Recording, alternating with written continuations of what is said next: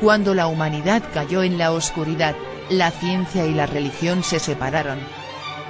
Durante siglos ha existido una tremenda lucha entre estos dos conocimientos. Sin embargo, la verdad síntesis llega para unificarlos de nuevo, e iluminar el sendero, de regreso a la divinidad.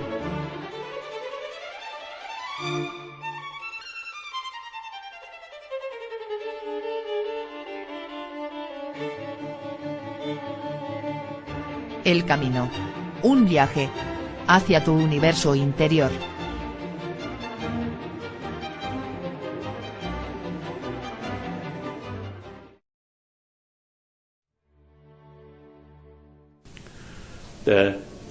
If human activities, including religious sort of practice or religious teaching or preaching, carried by negative motivation, such as want to cheat other people, exploit another, then these religious activities also then essentially they're non-spiritual and negative. But the question also is one, that you don't know who are you.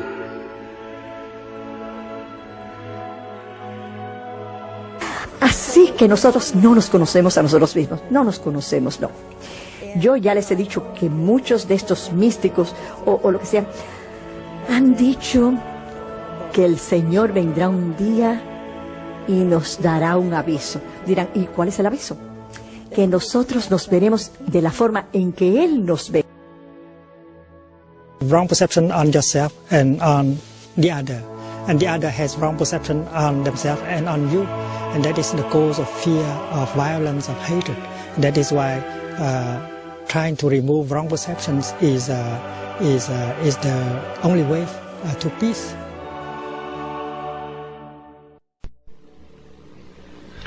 En el sacrificio, una fuerza inferior se transforma en una fuerza superior. Si nosotros nos sacrificamos nuestros deseos animales, nuestras pasiones brutales, nuestros odios, nuestros egoísmos, nuestras violencias, no podremos transformarnos.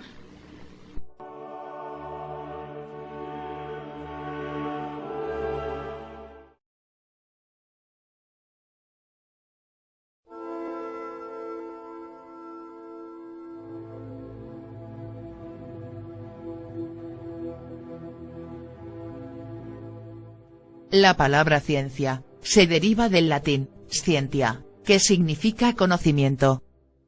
La ciencia se encarga de investigar el funcionamiento del universo. La ciencia, a diferencia de la religión, no utiliza la fe, en vez de esto, utiliza los 5 sentidos y la razón. La ciencia moderna tiene sus orígenes en civilizaciones antiguas, como la babilónica, la china y la egipcia. Sin embargo, fueron los griegos, los que dejaron más escritos científicos en la antigüedad. Galileo Galilei, fue el primer científico que basó sus ideas en la experimentación, y que estableció el método científico, como la base de su trabajo. Por ello es considerado el padre de la ciencia moderna. Galileo, especialmente por su obra, Diálogos sobre los principales sistemas del mundo, en 1633, cuestionó y resquebrajó los principios, sobre los que hasta ese momento, habían sustentado el conocimiento, e introdujo las bases del método científico, que a partir de entonces se fue consolidando. Hasta entonces, se creía que la Tierra era el centro del universo, y que todos los astros giraban alrededor de ella, concepción llamada geocentrismo.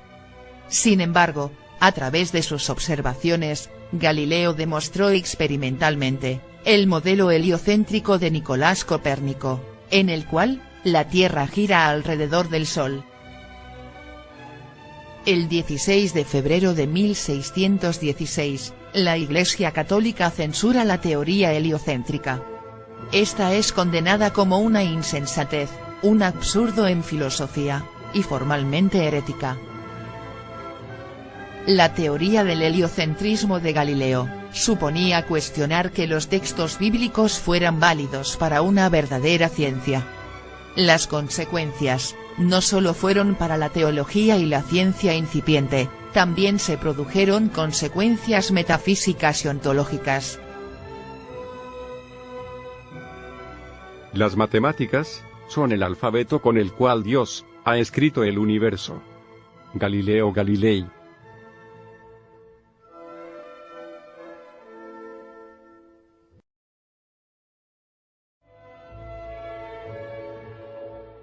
Las revoluciones científicas de principios del siglo XX, como el desarrollo de la mecánica cuántica y la relatividad general, nos permitieron comprender la existencia de varias dimensiones y la materialización de la energía.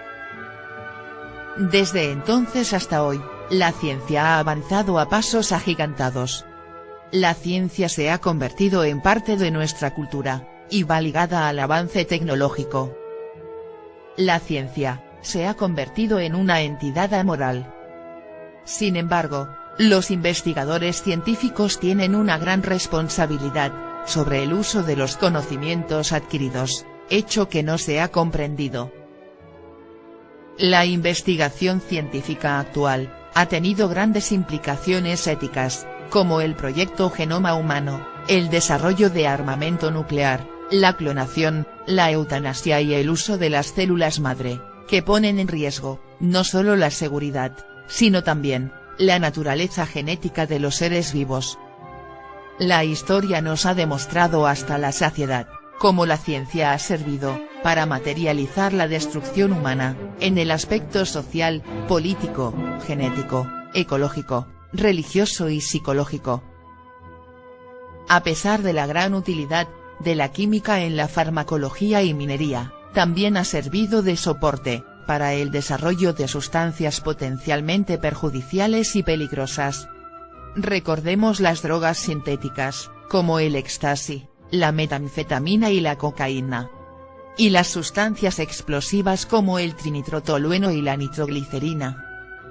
Recordemos las consecuencias nefastas de la investigación atómica, en Hiroshima y Nagasaki. Hoy en día, la investigación biotecnológica ha llevado al desarrollo de armas biológicas y pandemias. La invención del motor a combustión, a pesar de permitir el desarrollo de la economía, la industria y el transporte, ha fomentado la explotación masiva del petróleo. Asimismo, la investigación científica moderna requiere, en ocasiones, importantes inversiones en grandes instalaciones, como grandes aceleradores de partículas, la exploración espacial, y la investigación de la fusión nuclear.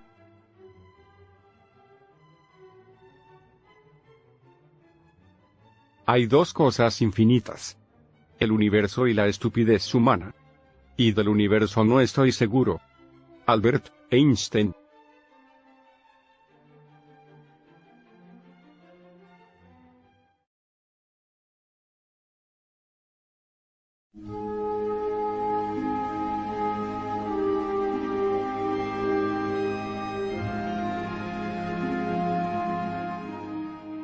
La palabra religión se deriva del término latín, religare, que significa volver a unir. A su vez, la palabra yoga se deriva del sánscrito, yu, que significa unión. Toda religión pura nos permite comprender la realidad intangible a los 5 sentidos, y nos muestra el camino para conectarnos con la divinidad. Las religiones expresan una sola verdad, hablada en varios lenguajes y escenarios. Un solo camino, cifrado en multitud de símbolos, alegorías y parábolas. La Trinidad Divina, Padre, Hijo, Espíritu Santo, está presente en el fondo de todas las tradiciones religiosas. Los ángeles del cristianismo, son los mismos devas del hinduismo. O Dhyan Chohans. Los cielos o paraísos, son en realidad, dimensiones superiores de la naturaleza. Estados superiores de conciencia. Es claro, que el nirvana budista, corresponde exactamente al sexto cielo del cristianismo. No hay duda de las tremendas similitudes que existen. Todas las religiones son perlas preciosas engarzadas en el hilo de oro de la divinidad. Samael Aun Weor.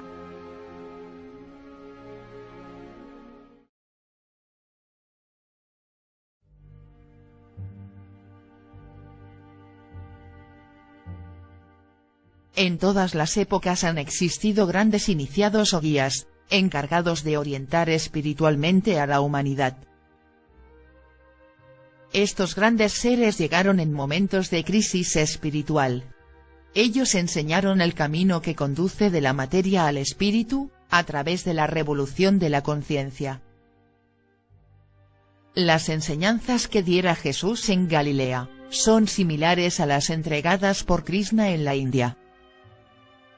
El lenguaje utilizado por cada iniciado, se adapta a las necesidades de la época, de acuerdo a las circunstancias sociales, morales y políticas.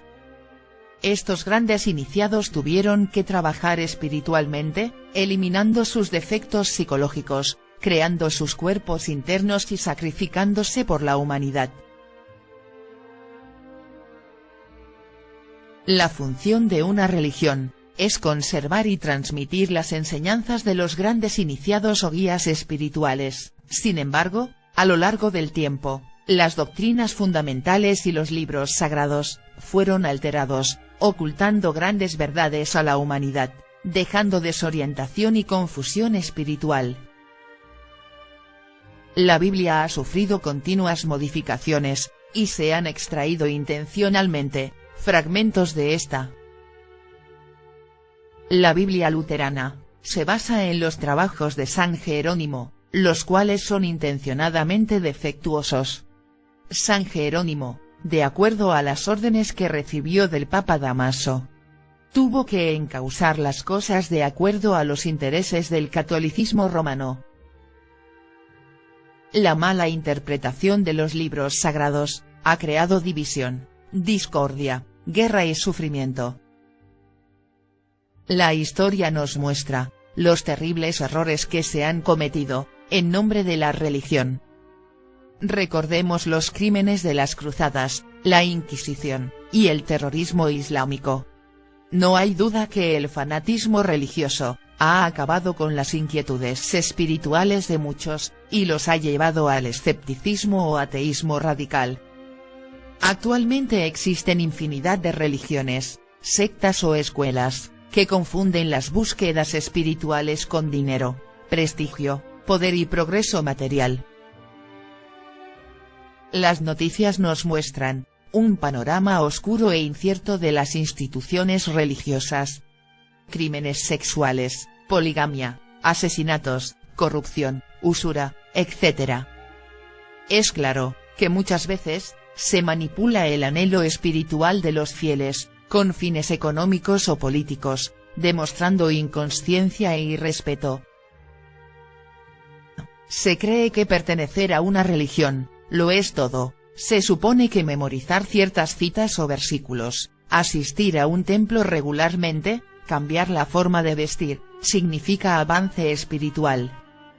Se llega al punto de creer que se es superior a otros, criticando la religión ajena y endiosando la propia. La intolerancia religiosa nos indica que no se ama al prójimo, y que por lo tanto, no se ama a Dios. Todas las religiones merecen respeto, aunque muchas ya perdieron su horizonte.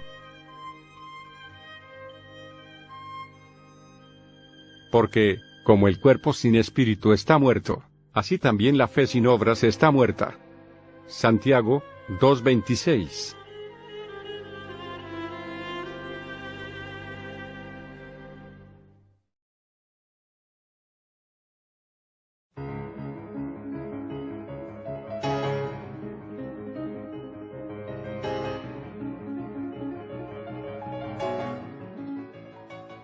Desde la antigüedad, el ser humano se ha cuestionado de qué estaba hecha la materia. Unos 400 años antes de Cristo, el filósofo griego Demócrito consideró que la materia estaba constituida por pequeñísimas partículas, que no podían ser divididas en otras más pequeñas. Por ello, llamó a estas partículas átomos, que en griego quiere decir indivisible. Demócrito atribuyó a los átomos las cualidades de ser eternos, inmutables e indivisibles. Sin embargo, las ideas de Demócrito sobre la materia no fueron aceptadas por los filósofos de su época.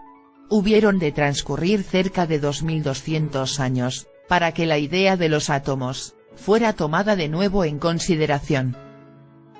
En 1909, Ernest Rutherford descubrió la estructura interna del átomo, y observó que éste era esencialmente vacío. En 1929, Heisenberg comprobó que no es posible medir simultáneamente la posición y la velocidad de las partículas subatómicas, ya que las propiedades análogas a la velocidad y la posición adquieren consistencia únicamente en el momento de la medición. Según la física cuántica, en el nivel subatómico, la materia no existe con seguridad, sino más bien muestra tendencia a existir. Las partículas no son puntos materiales, de localización precisa, sino que son paquetes de ondas, es decir, posibilidades de existencia. Esto significa que el observador altera lo observado, por el mero hecho de su observación. Lo más impactante es que no es la unidad subatómica quien decide si se manifiesta como onda o como partícula, sino el observador, es decir, nuestra conciencia. Durante siglos, se pensó que el cerebro era el productor de la actividad mental. Sin embargo, recientes estudios de neurología han demostrado que el cerebro es solo un receptor de información. El cuerpo físico es tan solo el vehículo de nuestra conciencia. Naturalmente, no se ha localizado la conciencia en ningún lugar del cuerpo. La conciencia es la matriz de toda experiencia, y aunque no sea un objeto apto para medir con los instrumentos físicos, finalmente se ha convertido en un tema aceptable de estudio en Occidente. En Oriente ha sido diferente, dado que la consciencia ocupa un lugar central, y se considera que ella es la que construye la realidad. Para los orientales, aclarar la propia conciencia es la meta más alta, el camino hacia la salud psicofísica, y la posibilidad de lograr la iluminación, objetivos que se proponen tanto las disciplinas de la conciencia, como las religiones. Resulta urgente llegar a una síntesis del conocimiento que tienen los orientales sobre la conciencia, con el pensamiento empirista de Occidente, si es que en realidad queremos hallar la verdad. ¿No sabéis que sois templo de Dios, y que el Espíritu de Dios mora en vosotros? Si alguno destruyere el templo de Dios, Dios le destruirá a él, porque el templo de Dios, el cual sois vosotros, santo es. Primera de Corintios 3, 16-17.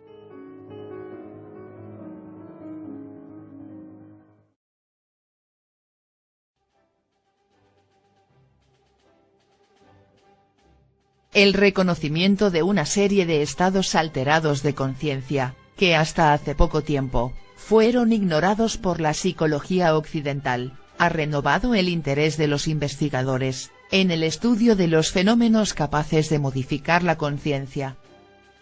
Estos estados de conciencia alterados comprenden una amplia gama de fenómenos, mucho mayor de la que se cree, que abarca desde estados psicopatológicos y la vigilia cotidiana, hasta alcanzar estados superiores.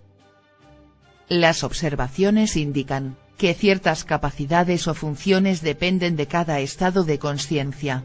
Quiere decir, por ejemplo, que lo que se aprende en un estado puede no ser recordado en otro, o que las visiones que se tienen en un estado pueden no ser comprendidas en otro.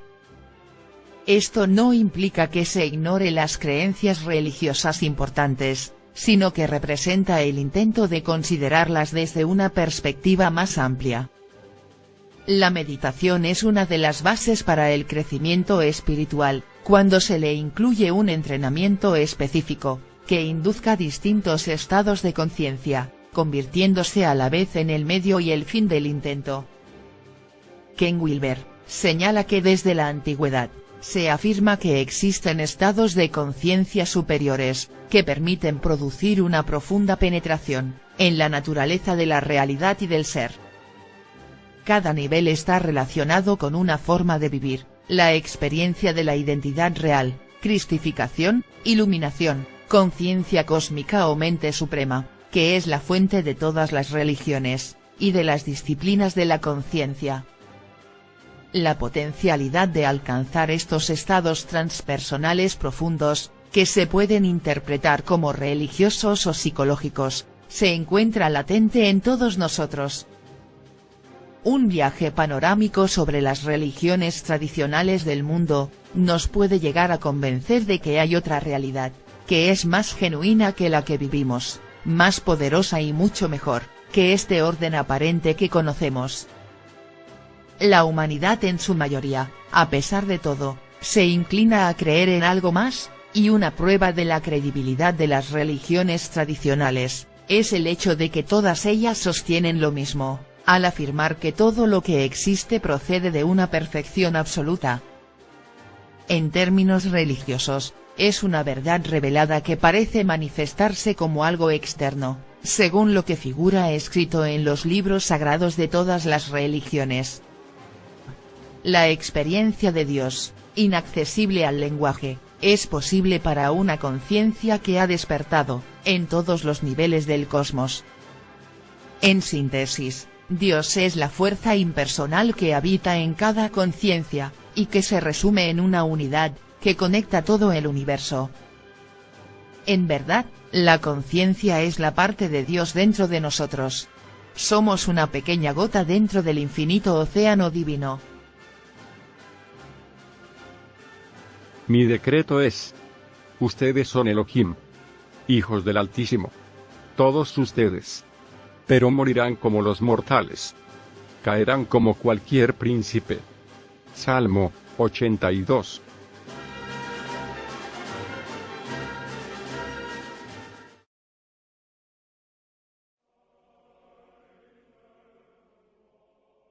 La existencia de la conciencia, después de la muerte del cuerpo físico, ha sido tema de debate y confusión. Ríos de palabras se han escrito, tanto de los creyentes como de los incrédulos, pero todos sin excepción en algún momento de sus vidas, se han planteado esta posibilidad. La ciencia siempre ha ignorado hasta ahora, las experiencias de personas que han estado durante un intervalo de tiempo, clínicamente muertos, y que luego han vuelto a la vida. No todas estas experiencias vividas son idénticas, pero se asemejan notablemente en algunos aspectos, y eso es lo que intriga. Salir del cuerpo, existir fuera de sus límites estando inconsciente, manteniendo la posibilidad de ver sin los ojos todo alrededor, y aún fuera del ámbito de la percepción normal. Oyendo sin los oídos, comprendiendo las voces de personas cercanas, y experimentando la realidad, con otro nivel de percepción de nosotros mismos, son fenómenos experimentados, por diversas personas alrededor del mundo. Lo significativo, es que recién ahora se develó el más grande de los misterios. Se ha demostrado que la conciencia sobrevive después de la muerte física. El Dr. Michael Sabom, es un cardiólogo eminente, cuyo último libro Luz y Muerte, incluye un análisis detallado médico y científico, de una extraordinaria experiencia cercana a la muerte, de una paciente llamada Pam Reynolds. Ella se sometió a una operación, para que le fuera extirpado un gigantesco aneurisma en su cerebro. El tamaño y la posición del aneurisma, impedían una extracción sin riesgos, usando técnicas neuroquirúrgicas estándar. Se le practicó una novedosa técnica quirúrgica, denominada paro cardíaco hipotérmico. Esto permitió que el aneurisma de Pam fuera removido con una posibilidad razonable de éxito. La operación, apodada pausa, por los doctores que la realizaron, requirió que la temperatura del cuerpo de Pam se redujese hasta los 15 grados, el latido del corazón y su respiración se paralizaran, su encefalograma fuese plano, sin actividad neuronal, y la sangre de su cabeza fuese drenada de forma temporal. En términos coloquiales, sufriría una muerte temporal, para posteriormente volver a la vida. Pam participaba en un estudio sobre experiencias cercanas a la muerte, de la Universidad de Atlanta, Estados Unidos, realizado por el Dr. Sabom, en el momento de su operación de pausa. Cuando su operación estaba siendo realizada, ella vivió una experiencia cercana a la muerte. Sus observaciones desde fuera de su cuerpo, durante la cirugía, fueron más tarde verificadas como muy exactas. Lo siguiente que recuerdo, es el sonido, era como el tono de la nota, de natural. Cuando escuché el sonido, sentí que eso me estaba sacando, por la parte alta de mi cabeza. Mientras más salía de mi cuerpo, más claramente podía escuchar el tono. Yo tenía la impresión de que era como una carretera, una frecuencia por la que caminas. Yo estaba más consciente de lo que pienso, que nunca he estado en toda mi vida. Yo estaba, metafóricamente, sentada sobre el hombro del doctor. No era como la visión normal. Era más brillante y más enfocada, y más clara que la visión normal. Había tantas cosas en la sala de operaciones, que no reconocí, y tantas personas. Entonces Jehová Elohim formó al hombre del polvo de la tierra, y sopló sobre su rostro el aliento de vida. Y el hombre se convirtió en un alma viviente. Génesis 2:7.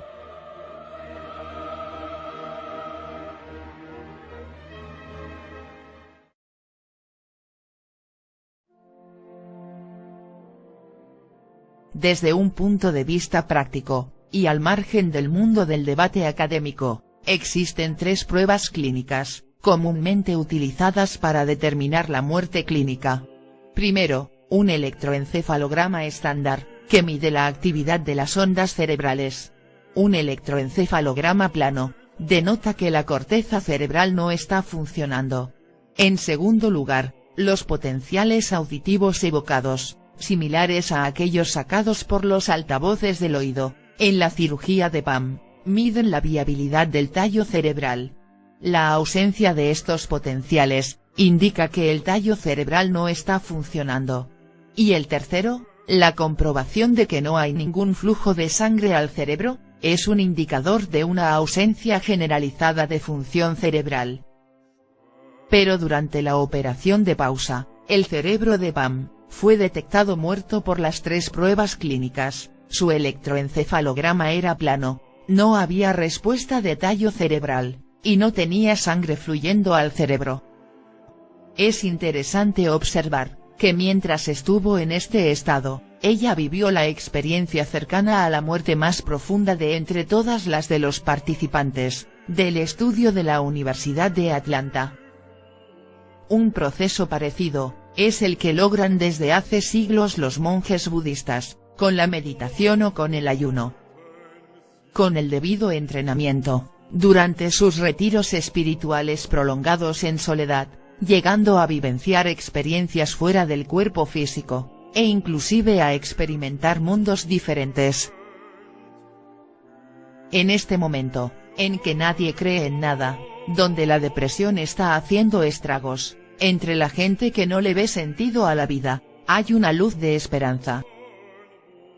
La ciencia está comenzando a indagar seriamente, en zonas que hasta ahora consideraba prohibidas, porque el hombre necesita más que nunca, respuestas a su problema existencial, encontrar el propósito que justifique su existencia, indagar sobre el misterio de los misterios, el secreto de la vida.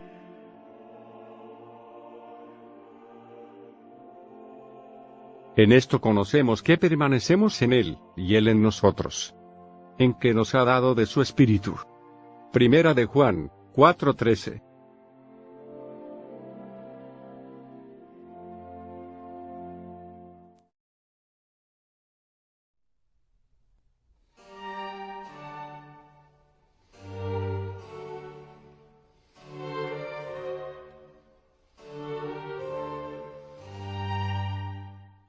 En nuestro interior habitan miles de defectos psicológicos de toda especie, sin embargo, nunca nos hemos observado seriamente, con el objeto de descubrirlos.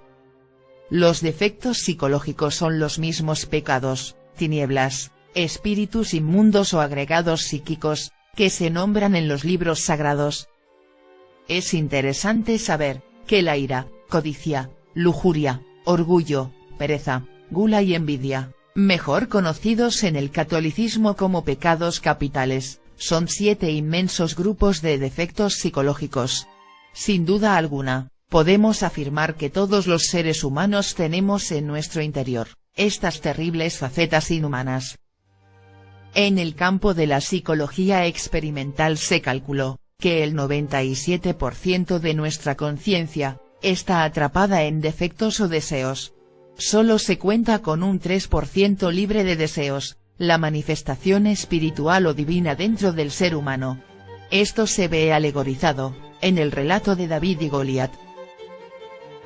La conciencia atrapada en el deseo, es el alma humana. En realidad, nuestra alma nunca podrá ser libre, en tanto existan pecados. En su conjunto, todos los defectos o pecados, forman una legión psíquica denominada, ego. En la mitología griega, dicha fuerza negativa se representó, a través de la figura de Medusa. En la Biblia, el ego es representado con el nombre de Satanás, la fuerza oscura que motiva al hombre a pecar. En el budismo, al ego se le llama Mara, a la presencia oscura, que intentó evitar que Siddhartha Gautama alcanzara la iluminación.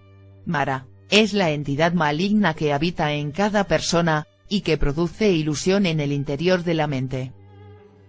En el islamismo, el ego está representado en el nafs, la entidad negativa, que constituye el obstáculo entre el hombre y Alá. En el antiguo Egipto, los defectos psicológicos que constituyen el ego, eran denominados demonios rojos de Set. Y le preguntó, ¿cómo te llamas? Y respondió diciendo, Legión me llamo, porque somos muchos. Marcos 5, 9-13.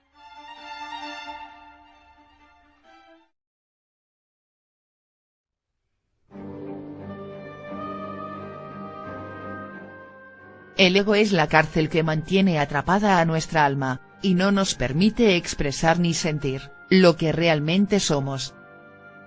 El ego, son los preconceptos, tradiciones, ideas arraigadas, comportamientos automáticos, frases que repetimos una y otra vez, lo que nos lleva a visitar siempre los mismos lugares, lo que nos conduce siempre por las mismas calles, nuestras ideas políticas, nuestros fanatismos religiosos, nuestras ideas familiares, los conceptos sobre la amistad, el amor, la vida, etc. Todo, absolutamente todo es ego, menos una sola cosa, la libertad absoluta del espíritu. El ego se manifiesta durante toda la existencia, incluso después de la muerte física, originando ignorancia, sufrimiento y miseria. Desde el punto de vista más general, podríamos decir que el ego, es todo aquello que contamina nuestras emociones, nuestros pensamientos, nuestra voluntad, y en consecuencia a nuestros actos, a nuestro cuerpo físico, y al hábitat en que vivimos. Las noticias nos dan un panorama desolador de la humanidad.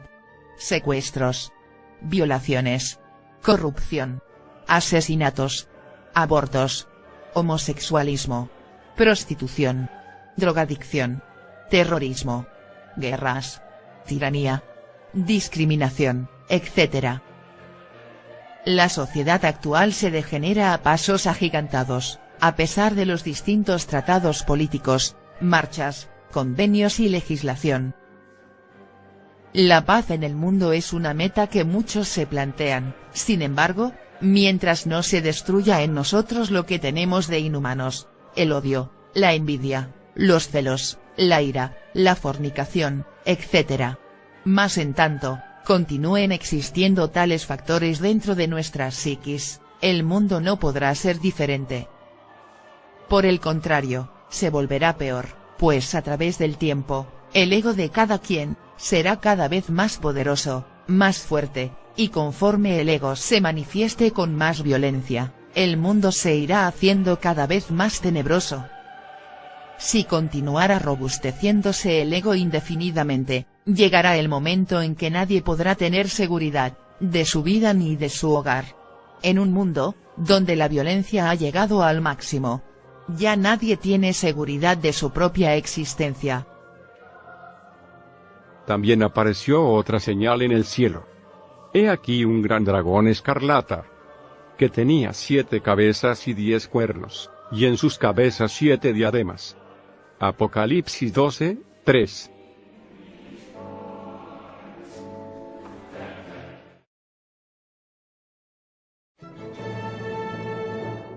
Alrededor del mundo se han realizado varios estudios científicos, tratando de comprender los efectos físicos y biológicos, de los defectos o pecados.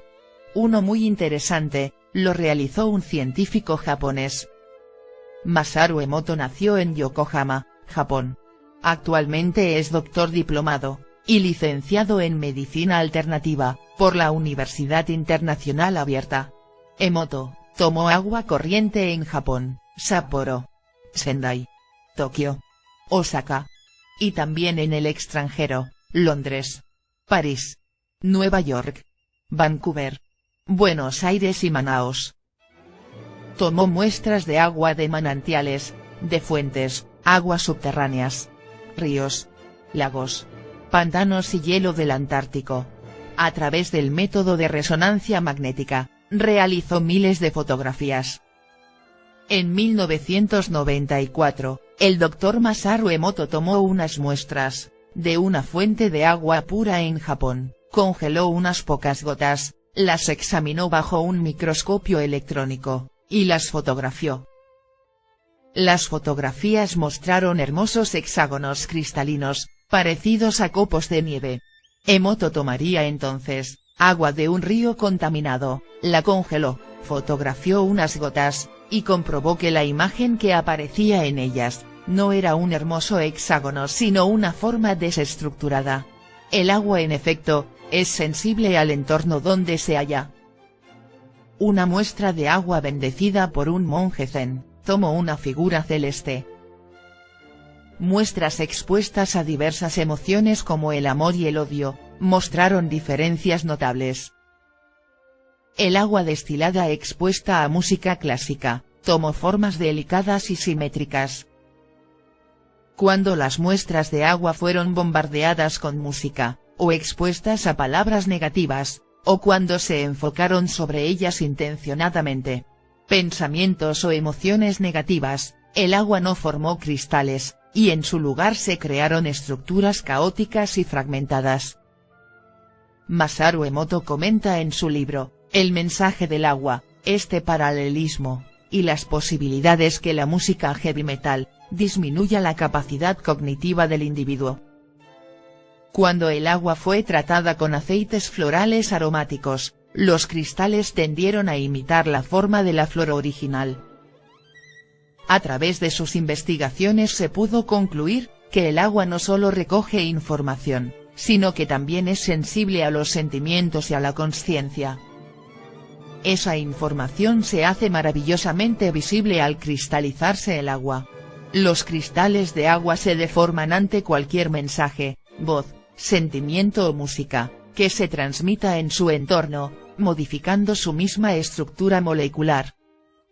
Realmente, nos encontramos ante un gran descubrimiento, pues más del 70% del cuerpo humano es agua. El Dr. Masaru Emoto, en su estudio, descubrió que los estados psicológicos del ser humano, pueden alterar radicalmente la estructura molecular del agua y del cuerpo físico. Ahora, se entenderá por qué, muchas enfermedades que aquejan nuestra salud, son causadas por nuestros propios defectos psicológicos. Pero decía, que lo que del hombre sale, eso contamina al hombre. Porque de dentro, del corazón de los hombres, salen los malos pensamientos, los adulterios, las fornicaciones, los homicidios, los hurtos, las avaricias, las maldades, el engaño, la lascivia, la envidia, la maledicencia, la soberbia, la insensatez. Todas estas maldades de dentro salen, y contaminan al hombre. Marcos 7, 15-23.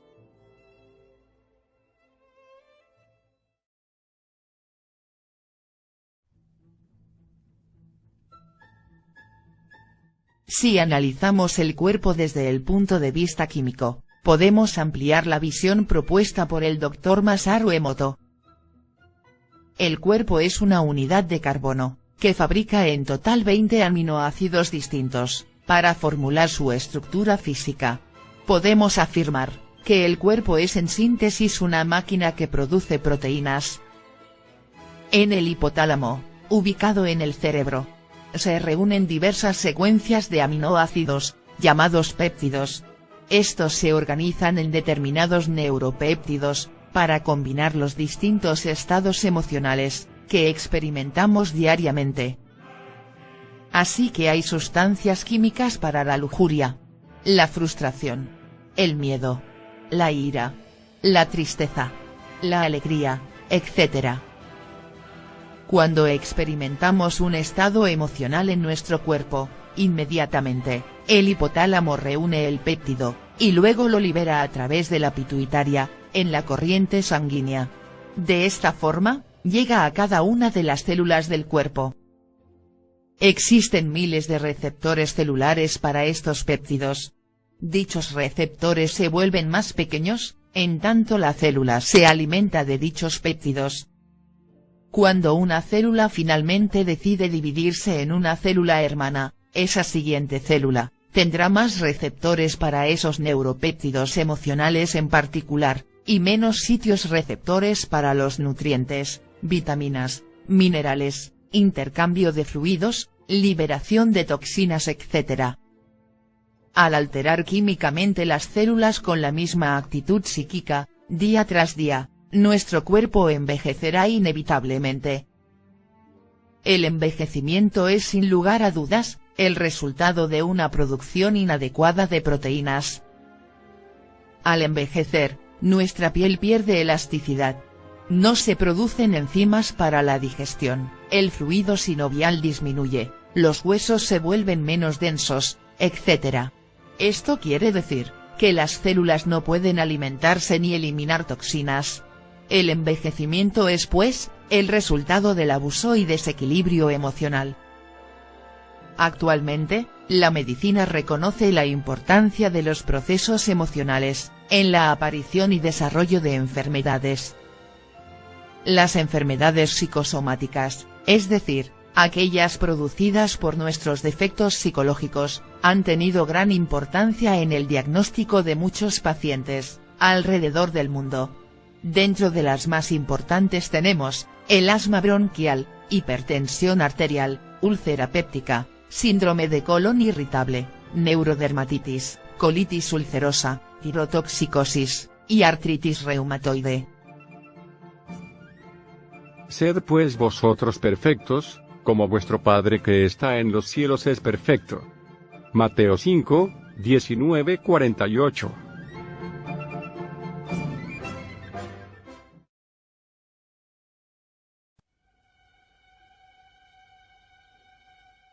Resulta importante, conocer el método para desintegrar los distintos aspectos del ego.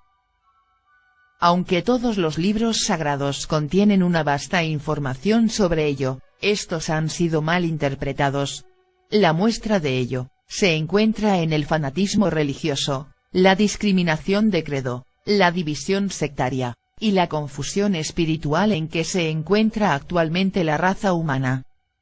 Siddhartha Gautama, enseñó la aniquilación del ego, en las 4 nobles verdades.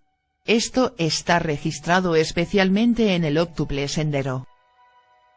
En el Corán, libro sagrado del islamismo, encontramos uno de los fragmentos que ha sido utilizado para justificar el terrorismo en Medio Oriente. Combate en el camino de Dios a quienes te combaten, pero no seas el agresor. Dios no ama a los agresores. Mátalos donde los encuentres, expúlsalos de donde te expulsaron. Sin embargo, esta cita en verdad enseña a eliminar los distintos defectos o vicios que tenemos dentro de nosotros mismos. Algunas autoridades musulmanas, sobre todo entre el sufismo, saben que esta cita se relaciona con la autoperfección espiritual. Los sufíes saben que nafs, es decir el ego, debe ser eliminado para llegar a Alá.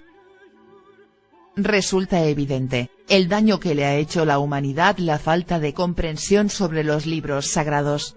Es claro que el ego es la causa de tantas catástrofes y lágrimas. En el Bhagavad Gita, Krishna alienta a Arjuna a luchar contra sus parientes, es decir, en contra de sus propios vicios o pecados.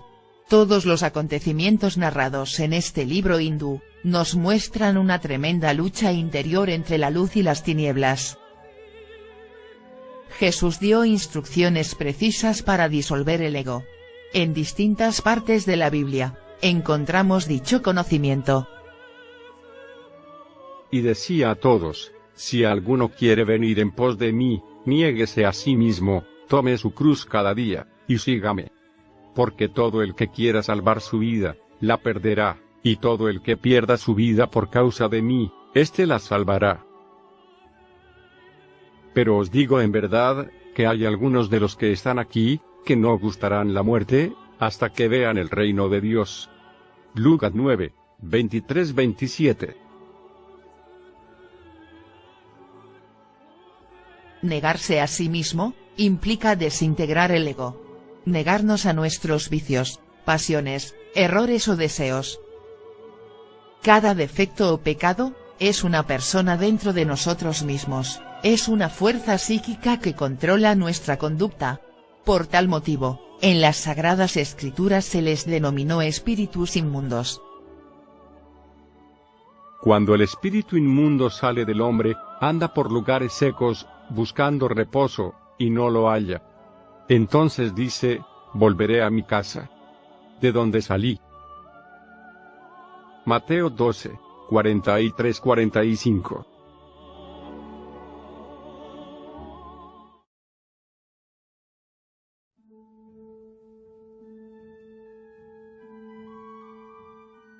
La eliminación del ego consiste en desintegrar de momento en momento la manifestación de nuestros defectos psicológicos o pecados. Inicialmente es necesario descubrirlos en nuestra conducta, para ello se requiere de la vigilia. En vez de vigilar la conducta ajena, debemos vigilar la nuestra. Luego de descubrir cualquier defecto o pecado, es necesario orar a Dios, suplicando que lo elimine. Es claro que la fuerza de Dios se encuentra latente dentro de nosotros mismos, y al conectarnos durante la oración obtenemos su don. Bien es sabido que la fuerza divina está polarizada en dos aspectos: Padre y Madre. Ahora en estos momentos, vale la pena recordar el mandamiento divino.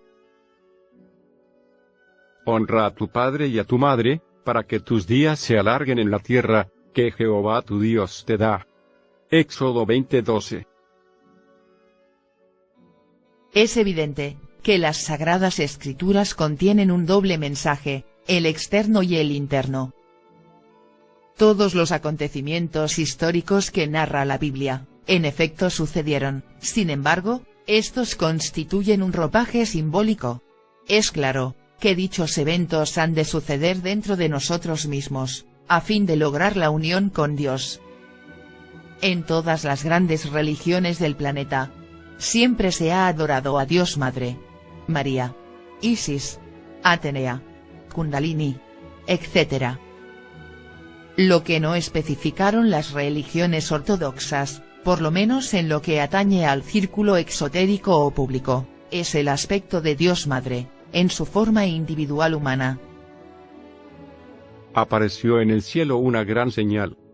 Una mujer vestida del sol, con la luna debajo de sus pies, y sobre su cabeza, una corona de 12 estrellas. Apocalipsis 12, 1. Es obvio que nuestra Madre Divina tiene el poder para desintegrar cualquier defecto o pecado. En varias citas, encontramos alusiones a este tema. Y pondré enemistad entre ti y la mujer, y entre tu simiente y la simiente suya. Esta te herirá en la cabeza, y tú le herirás en el calcañar. Génesis 3:15. Es necesario orar a Dios Madre en nuestro interior, suplicando que elimine cualquier manifestación de nuestros defectos o pecados, en todo momento y en todo lugar. A medida que se eliminan los defectos, se aumenta la conciencia libre o sabiduría, dentro de sí mismo, elevándose el nivel físico, mental y espiritual. Es claro, que la eliminación del ego, nos trae de inmediato un estado de felicidad y paz, que podemos percibir claramente. Sé vigilante, y afirma las otras cosas que están para morir. Porque no he hallado tus obras perfectas delante de Dios. Apocalipsis 3, 2. La eliminación del ego es fundamental. En tanto el ego exista dentro del ser humano, la posibilidad de ser felices solo será un sueño. No importa cuántas religiones existan en el planeta, si en realidad no se eliminan los pecados o defectos, el mundo no podrá cambiar. Nuestro orgullo nos ha hecho creer que somos buenas personas, porque quizás pertenecemos a una religión o escuela. Sin embargo, si el ego sigue existiendo en nosotros, no habremos hecho nada, a pesar de nuestras consabidas justificaciones y autoengaños. Las religiones preservan los valores espirituales de la humanidad, pero cada persona tiene que realizar un esfuerzo propio por perfeccionarse. Todas las religiones han dado instrucciones precisas para eliminar los defectos o pecados, empero, la corrupción de sus líderes, y el estado de inconsciencia general, debido al mismo ego, ha llevado a ocultar y tergiversar la verdad. Los avances científicos al servicio del ego, resultan espantosos. Es claro que un correcto uso de la tecnología, ayudaría a reducir el hambre y la pobreza en el mundo, sin embargo, vemos lo contrario. La estabilidad del planeta se encuentra en peligro. El efecto climático ha producido catástrofes en distintas partes del mundo. Actualmente se fabrica armamento nuclear y biológico. Se altera la naturaleza con experimentos genéticos, la explosión demográfica, ha convertido a la raza humana en una plaga para la misma naturaleza, que amenaza con extinguirse. Mientras muchas personas en el mundo, intentan defender su credo o ideología, mientras las potencias mundiales se preocupan por sostener su economía y soberanía, mientras millares de soldados mueren en guerras sin sentido, mientras los medios de comunicación masiva manipulan nuestra forma de pensar, mientras el hambre, la pobreza y las enfermedades, carcomen la sociedad, el verdadero origen de todos los conflictos, continúa oculto dentro de nosotros mismos. Ha llegado la hora de cambiar la página de nuestra historia. Ha llegado el momento de eliminar el ego. Velad y orad, para que no entréis en tentación. El espíritu a la verdad está dispuesto, pero la carne es débil. Mateo 26, 41.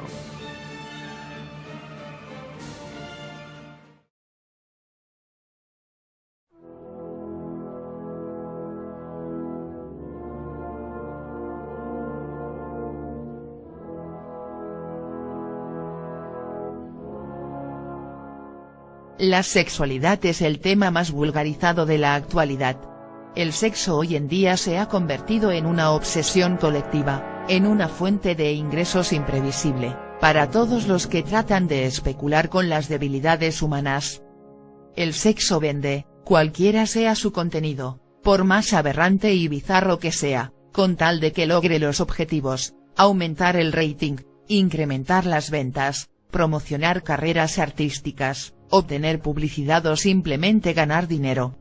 Los medios de comunicación incorporan en sus programas un toque erótico para atraer más público. La publicidad se hace cómplice, y agrega a sus productos figuras semidesnudas femeninas o masculinas. El sexo en las grandes ciudades todavía sigue siendo un tabú. Los jóvenes dan rienda suelta a sus necesidades sin ninguna consideración, porque el objetivo es la práctica sexual sin otro significado, más que el desahogo personal sin ningún interés en el otro. Los objetivos espirituales de la sexualidad se han perdido en la sociedad moderna. La educación sexual que se imparte en muchos colegios y escuelas, en vez de infundir valores, promueve la masturbación, la pornografía, la promiscuidad y las relaciones prematrimoniales. Actualmente, el ser humano descarga sus hormonas sin sentido, agotando su salud y deteriorando su conducta. La palabra hormona viene de una raíz griega, que significa ansia de ser. Las hormonas sexuales, entrando en el torrente sanguíneo, realizan prodigios. Cuando llegan a las glándulas endocrinas, estimulan la tiroides, la paratiroides, las suprarrenales, el timo. Hacen que estos pequeños microlaboratorios produzcan más hormonas, y estas, producidas por todas las glándulas en general, enriquecen adicionalmente el torrente sanguíneo, en forma extraordinaria. Entonces desaparecen las dolencias, las enfermedades. Desgraciadamente, hoy por hoy, el esperma que es preparado por las gónadas, y que luego asciende hasta la próstata, es despilfarrado. No se le permite descomponer los espermas en hormonas, cuando se les envía fuera del organismo, cuando se les expulsa. Galeno escribió: Con las emisiones seminales, perdemos al mismo tiempo la fuerza vital, por eso no sorprende que el coito demasiado frecuente enerve, porque priva al organismo de sus principales sustancias. Menos de un 10% del volumen del semen de una eyaculación corresponde a los espermatozoides, y más del 90% al líquido seminal. La densidad de espermatozoides en el semen varía de 50 a 150 millones por mililitro, por lo que cada eyaculación contiene entre 200 y 400 millones de ellos. Entre los elementos que componen el semen, se encuentran los líquidos que aportan la vesícula seminal, la próstata y las glándulas uretrales. La vesícula seminal aporta entre el 40% y el 60% del semen, y crea principalmente fructosa, prostaglandinas, aminoácidos, fósforo, potasio y hormonas. La próstata aporta de 15% a 30% del plasma seminal, crea un líquido rico en ácido cítrico, colesterol, fosfolípidos, carnitina, fosfatasa alcalina, calcio, sodio, zinc, potasio, fibrolisina y fibrinogenasa, principalmente. El último elemento que se agrega al semen es un fluido proteínico que secretan las glándulas uretrales y bulbouretrales, que representan el 3% al 6% del semen. Huid de la fornicación. Cualquier otro pecado que el hombre cometa, está fuera del cuerpo, mas el que fornica, contra su propio cuerpo peca. ¿O ignoráis que vuestro cuerpo es templo del Espíritu Santo, el cual está en vosotros, el cual tenéis de Dios, y que no sois vuestros? Porque habéis sido comprados por precio. Glorificad, pues, a Dios en vuestro cuerpo y en vuestro espíritu, los cuales son de Dios. Primera de Corintios 6, 18-20.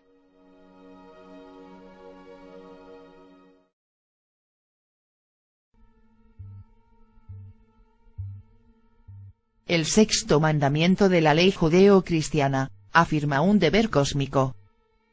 La fornicación es el mismo orgasmo, clímax o eyaculación. Por esta causa, se pierden enormes cantidades de energía sexual, y se violentan los órganos sexuales. Toda práctica sexual, ya sea dentro o fuera del matrimonio, que origine la eyaculación en el hombre, o el clímax en la mujer, es en verdad fornicación. La fornicación es el pecado original, cometido por la primera humanidad. Por este error, se perdieron las facultades superiores del ser humano, y a su vez, la capacidad de percibir a Dios directamente. Resulta interesante saber, que todos los defectos que habitan en nuestra conducta, han sido creados por este vicio, por esto, se le conoce como el pecado original. La fornicación está simbolizada en la manzana del Edén, a su vez, en la caja de Pandora, de la mitología griega. Durante siglos, el cabello ha simbolizado la castidad, la pureza sexual. Sansón perdió su magno poder debido a la fornicación. Esto está representado en la pérdida de su cabello. Hipócrates, uno de los padres de la medicina, afirmó que entre el líquido seminal y el cerebro había una gran relación. La fornicación deteriora las áreas del cerebro, disminuye en forma crítica el sistema inmunológico, y acelera el envejecimiento de las células. Por tal motivo, muchos jóvenes pierden sus capacidades cognitivas e intelectuales. Hoy en día, muchas personas justifican la fornicación, en teorías artificiosas y en una moral falsa. Actualmente se cree, que la única finalidad del sexo es el orgasmo o fornicación. Sin embargo, los hechos demuestran que este vicio es antinatural, y que solo trae enfermedades, problemas, sufrimiento y muerte. En Génesis 1:28, se afirma un deber espiritual. Elohim los bendijo, diciendo, sean fructíferos, multiplíquense, llenen la tierra y sométanla. Esto significa, que debemos transmutar y sublimar la energía sexual, para crecer espiritualmente. Multiplicarse implica, la reproducción de la especie humana.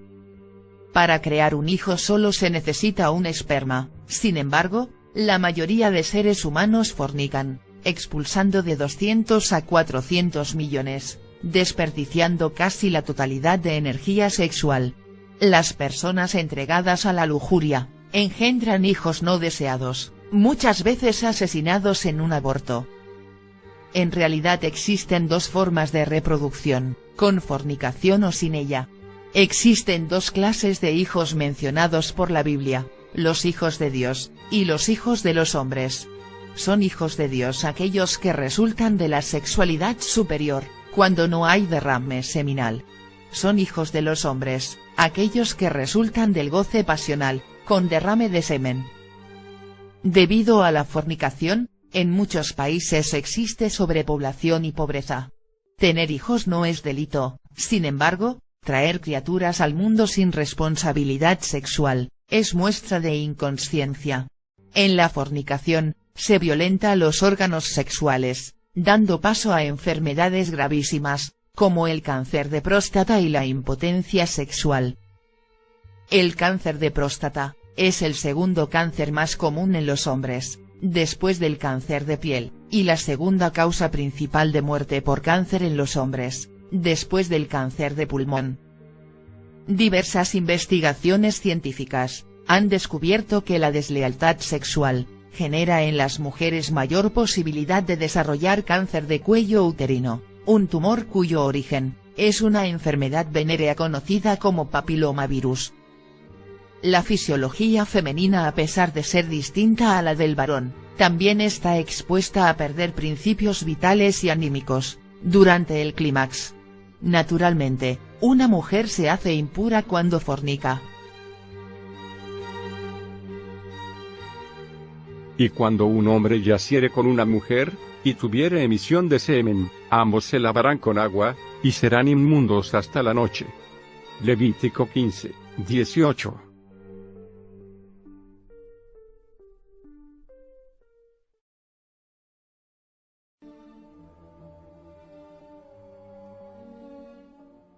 Ciertos guías religiosos, han deformado intencionalmente, la interpretación de los libros sagrados, violando los mandamientos y leyes superiores. Lamentablemente, es muy normal que se confundan los términos adulterio y fornicación. En repetidas citas se hace alusión a esta diferencia.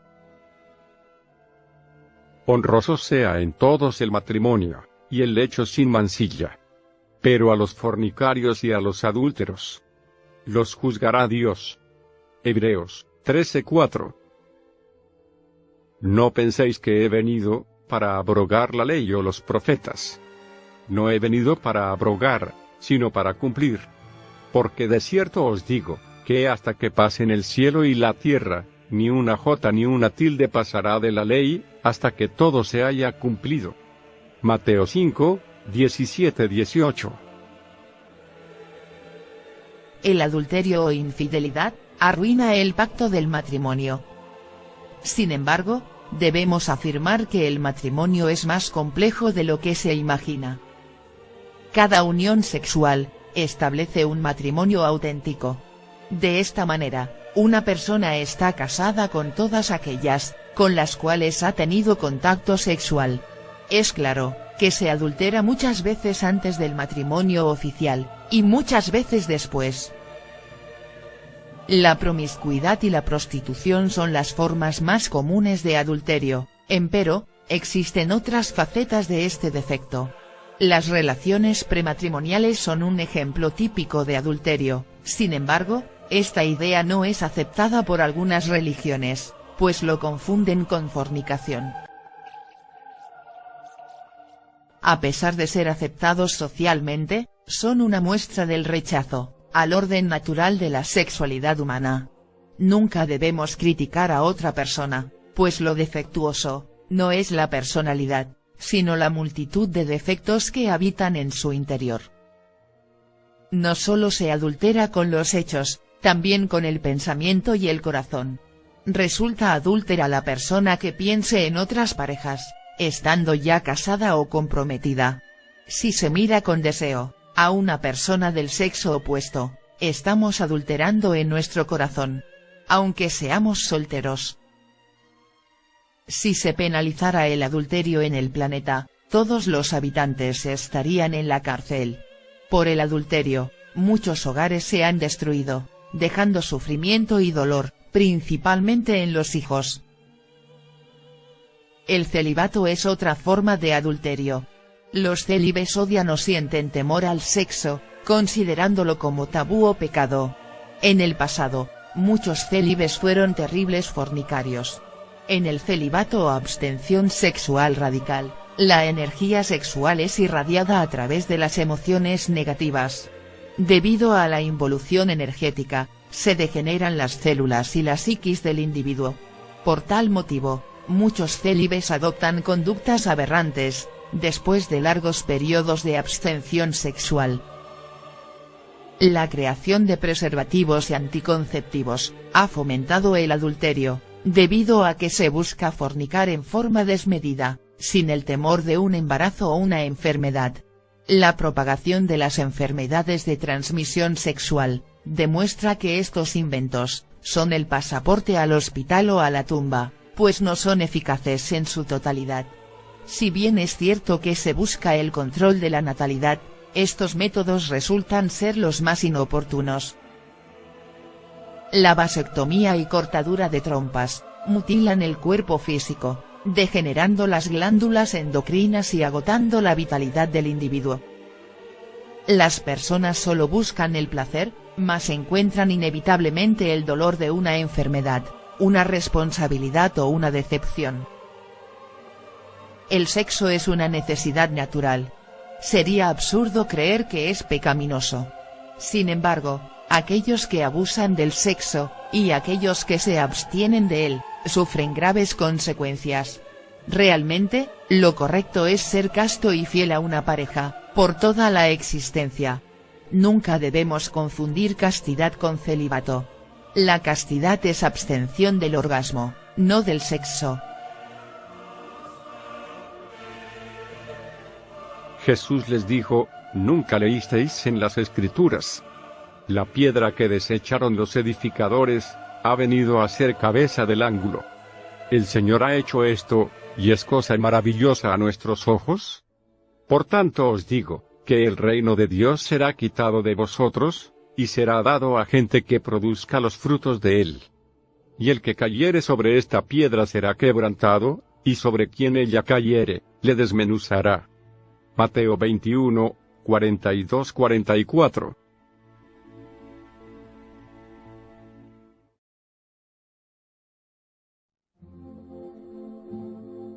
En la naturaleza, existen 3 clases definidas de sexualidad.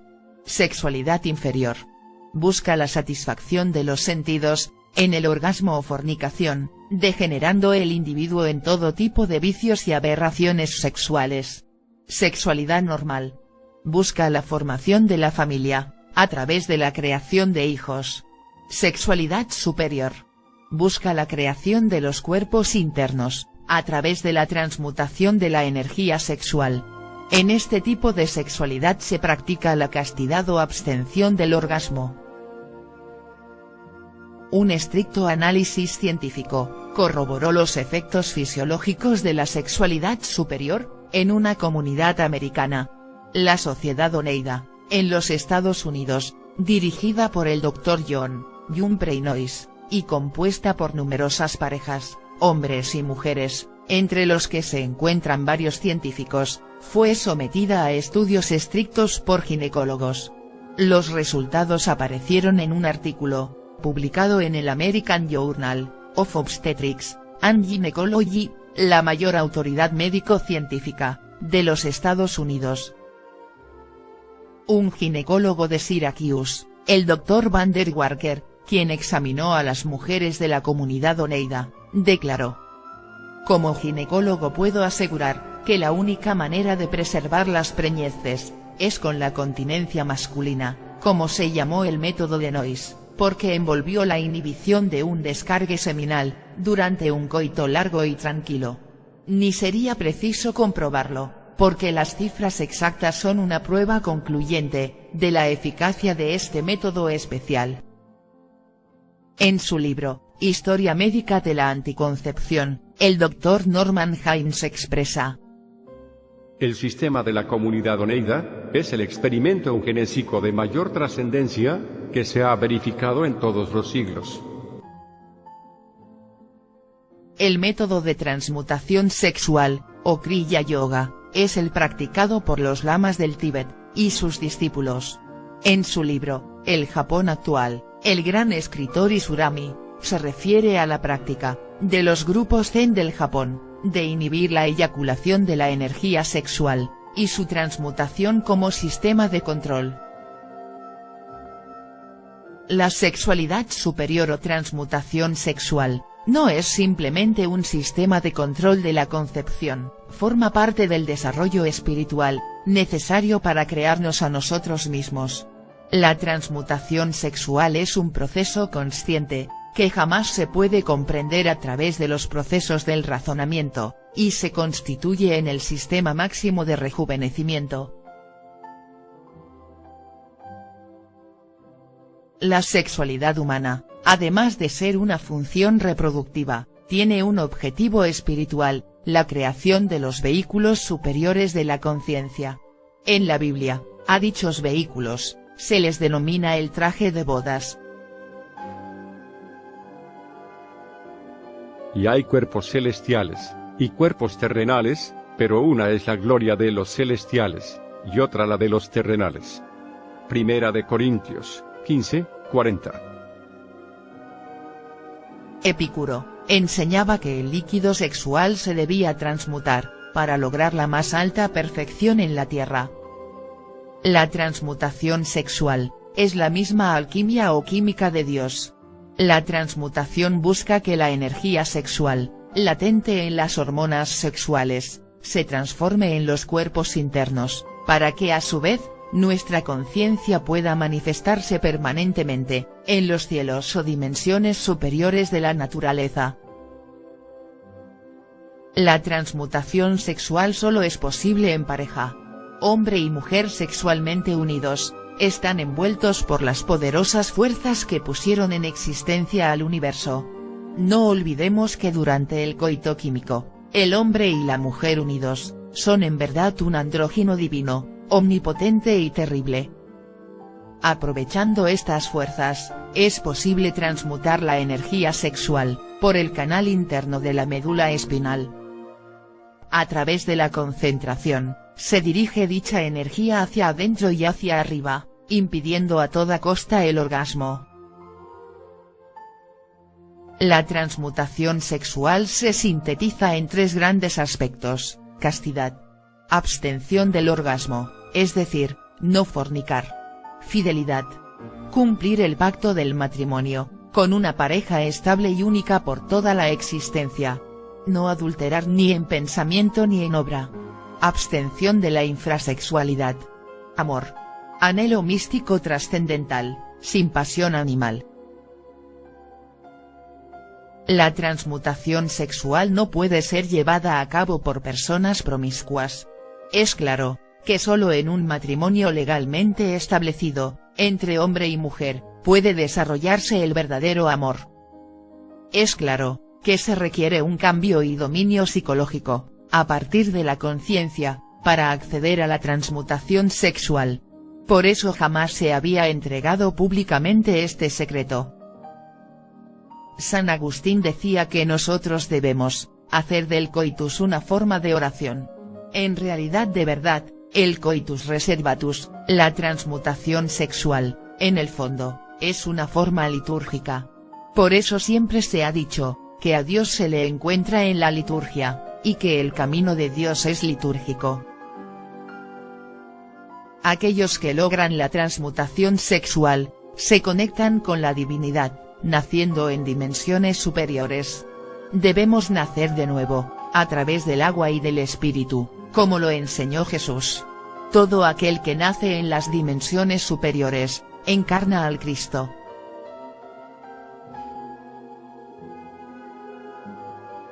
Respondió Jesús y le dijo: de cierto te digo, que el que no naciere de nuevo, no puede ver el reino de Dios. Nicodemo le dijo: ¿cómo puede un hombre nacer siendo viejo? ¿Puede acaso entrar por segunda vez en el vientre de su madre, y nacer? Respondió Jesús: de cierto te digo, que el que no naciere de agua y del Espíritu, no puede entrar en el reino de Dios.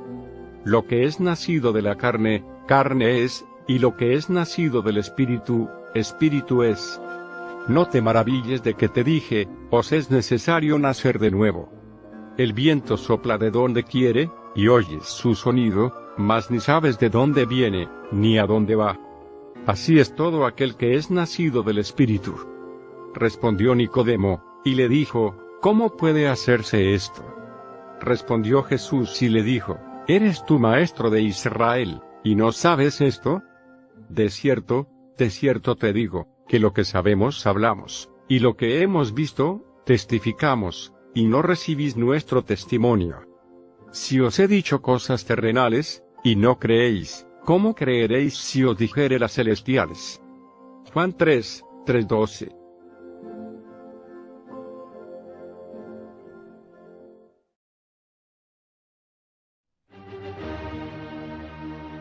La palabra Cristo, se deriva del griego, Krestos, que significa, ungido con fuego.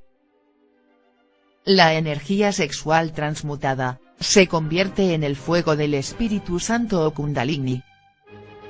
En su desarrollo, dicho fuego creador dará nacimiento al Cristo. Esto está representado en el simbolismo de la Navidad. Todos los grandes iluminados y profetas de la historia, encarnaron dicha fuerza renovadora. Por esto en la cruz del Gólgota, se inscribió la palabra INRI. Ignis. Natura. Renovatur. Integram. El fuego, renueva incesantemente la naturaleza. Ahora revisemos la cruz, un símbolo altamente sagrado, que contiene los dos principios, masculino y femenino. Porque la palabra de la cruz es locura a los que se pierden, pero a los que se salvan, esto es, a nosotros, es poder de Dios. Primera de Corintios 1:18. Y decía a todos: si alguno quiere venir en pos de mí, niéguese a sí mismo, tome su cruz cada día, y sígame. Lucas 9:23-27. Tomar la cruz implica transmutar la energía sexual. Tomar la cruz de la sexualidad superior, para nacer de nuevo. Cristo es nuestro Salvador interior. Cristo es la expresión viva de Dios, y solo puede manifestarse en aquellos que hayan logrado el perfeccionamiento espiritual. Las 7 iglesias del Apocalipsis nos muestran 7 grandes purificaciones necesarias para encarnar el Cristo. Todos aquellos que cumplen los 10 mandamientos divinos, aquellos que siguen el ejemplo de Jesús, podrán encarnar dicha fuerza. A pesar que Jesús se sacrificó por la humanidad, entregando la enseñanza sagrada, muchos piensan que la mera repetición de los versículos bíblicos, o la simple creencia, los hará poseedores de la máxima fuerza del universo. La vida de Jesús fue un verdadero drama cósmico, en el cual está representado nuestro mundo interior, y el proceso en que la fuerza crística puede desintegrar las causas del ego, y a su vez, crear de nuevo al ser humano, en las dimensiones superiores. Jesús dejó su enseñanza para que se pusiera en práctica. Jesús fue un ejemplo de perfección humana, que todos los seres humanos deben seguir. Es claro, que todos los seres humanos tienen las mismas posibilidades de llegar a Dios. Hoy en día, existen muchas derivaciones del cristianismo, sin embargo, ninguna de estas ha seguido las enseñanzas de Jesús. Resulta asombroso saber que la mayoría de creyentes judeo-cristianos no cumplen con los 10 mandamientos, aunque se consideren seguidores de Jesús y de Moisés. Del Edén se salió por el pecado original, mas nunca se cerró la puerta. Entrad por la puerta estrecha, porque ancha es la puerta, y espacioso el camino que lleva a la perdición. Y muchos son los que entran por ella. Porque estrecha es la puerta, y angosto el camino que lleva a la vida, y pocos son los que la hallan. Mateo 7, 13-14.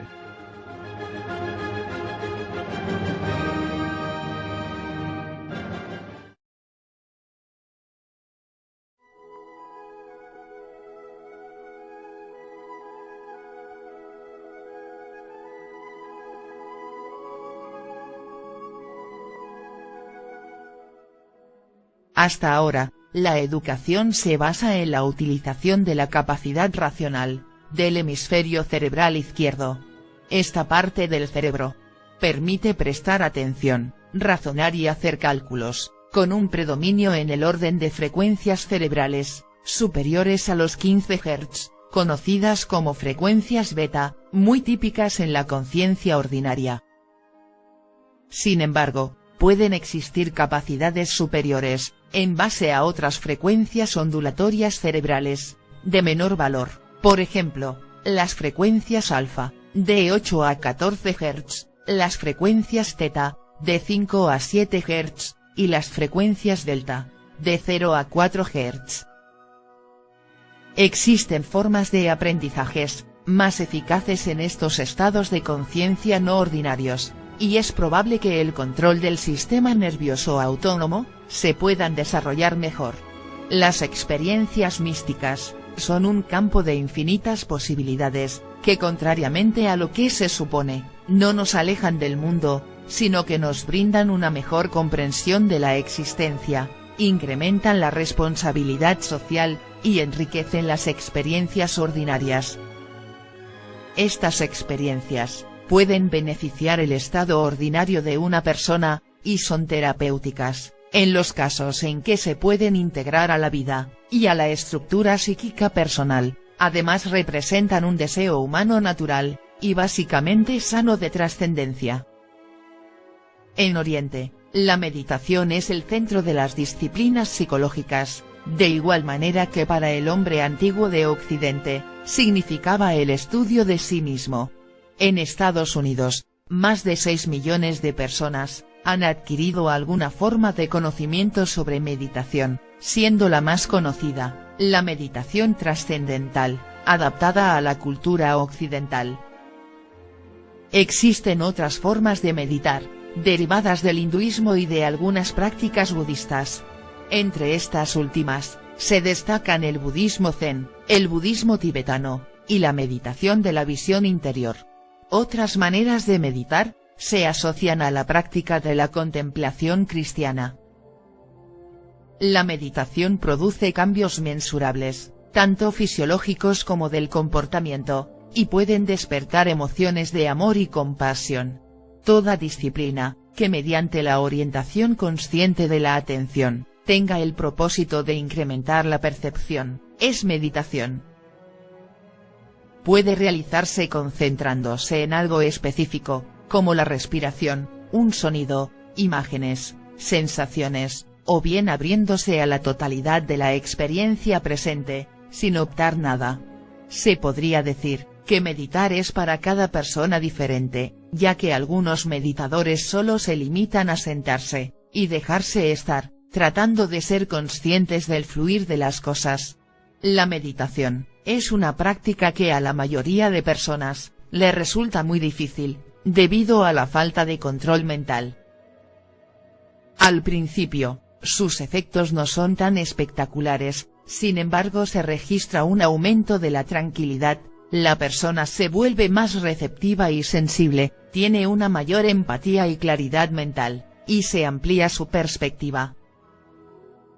Estos anticipos inmediatos representan las primeras manifestaciones de un proceso de transformación profundo, y casi invariablemente, conduce a experiencias transpersonales. Progresivamente, se van produciendo una serie de estados alterados de conciencia, que son capaces de cambiar a la persona radicalmente, y en forma permanente. Cuando esto ocurre, el que medita puede alcanzar niveles muy profundos de la psique, observar sus procesos psicológicos, hasta llegar a la quietud de la mente, samadhi, o vacío iluminador. Pero el hombre natural no percibe las cosas, que son del Espíritu de Dios, porque para él son locura. Y no las puede entender, porque se han de discernir espiritualmente. Primera de Corintios 2:14.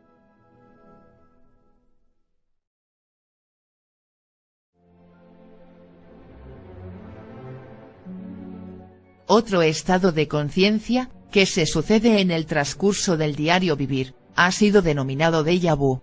Lo interesante de este estado, es que no es producido voluntariamente. Se denomina déjà vu a la sensación que experimentan algunas personas, de haber ya vivido con anterioridad, acontecimientos, situaciones o circunstancias, como por ejemplo, participar en conversaciones, en las que pueden anticipar con rigor lo que todos van a decir, aunque no conozcan a nadie, estar en lugares por primera vez, y reconocerlos con exacta precisión, o encontrarse con alguien, y tener la plena convicción de haberlo conocido siempre, incluso íntimamente, sentimiento que a veces resulta mutuo. La mayoría de las personas que tienen estas experiencias, generalmente no desean contarlas, pero en la literatura existen testimonios múltiples, muchas veces debidamente documentados. Ya en el siglo I después de Cristo, Apolonio de Triana, aportó ejemplos de haber conocido antes a personas, que veía por primera vez. Mucho tiempo después, autores prestigiosos como De Quincey, Coleridge, Sir Walter Scott, Edgar Allan Poe, Bulwer Lytton, se refirieron en sus trabajos literarios a este fenómeno. Cabe destacar, que en tales vivencias no solo interviene un solo sentido, sino que son evocadas con todos los sentidos, mediante sensaciones que resultan idénticas a las supuestamente experimentadas en algún momento del pasado. La literatura abunda en relatos relacionados con las experiencias déjà vu, que por ser tan singulares, vívidas y convincentes, pueden sugerir la posibilidad de haberlas experimentado en otras existencias.